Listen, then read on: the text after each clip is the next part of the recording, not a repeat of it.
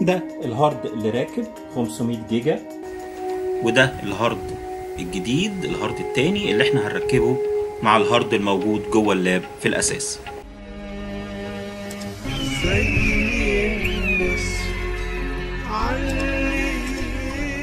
اعزائي المتابعين، اهلا وسهلا بيكم.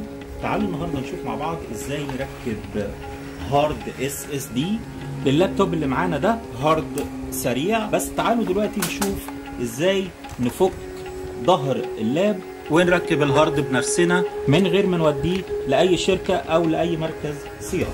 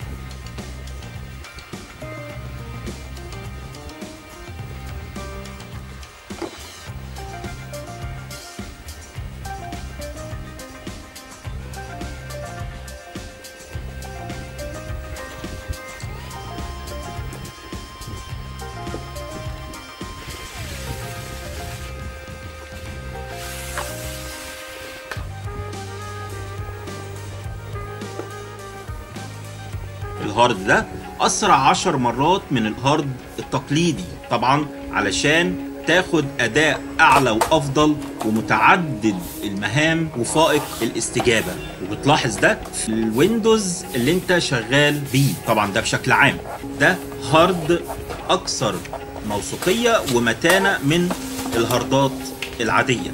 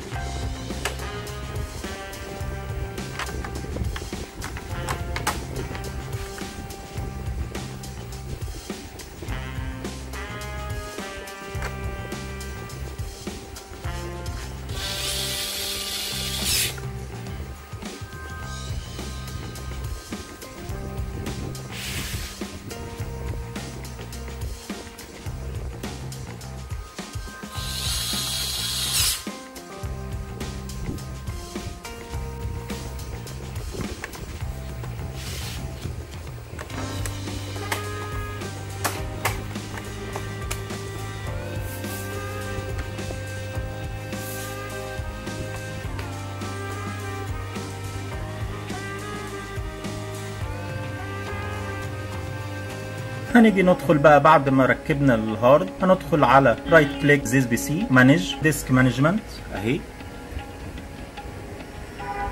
هنلاقي الهارد بتاعنا بالشكل ده، وان بارتيشن ومش متقسم اهو، لازم التهيئة بتاعته.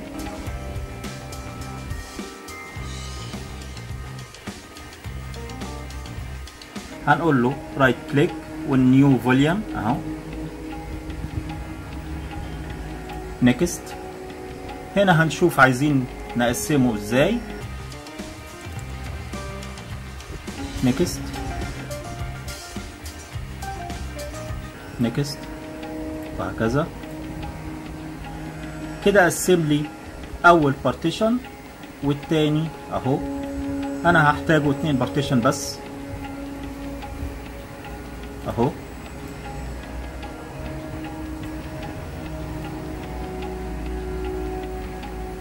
تمام كده.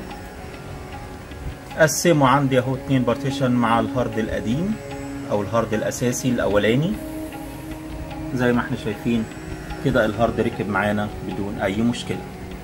لما ندخل ماي كمبيوتر او زيس بي سي هنلاقي الهارد التاني عندنا كلهم اهو كده. انت مش محتاج انك انت تودي اللاب بتاعك او الكمبيوتر عند اي حد او اي شركة او اي مركز صيانة. تقدر انت بنفسك تغير الموضوع ده، بس تركز في الفيديو علشان تعرف تركبها ازاي. طبعا في نهاية الفيديو بشكركم على المشاهدة وان انتم كملتوا معايا لاخر الفيديو. الى ان نلتقي في فيديو جديد، دمتم سالمين، الى اللقاء.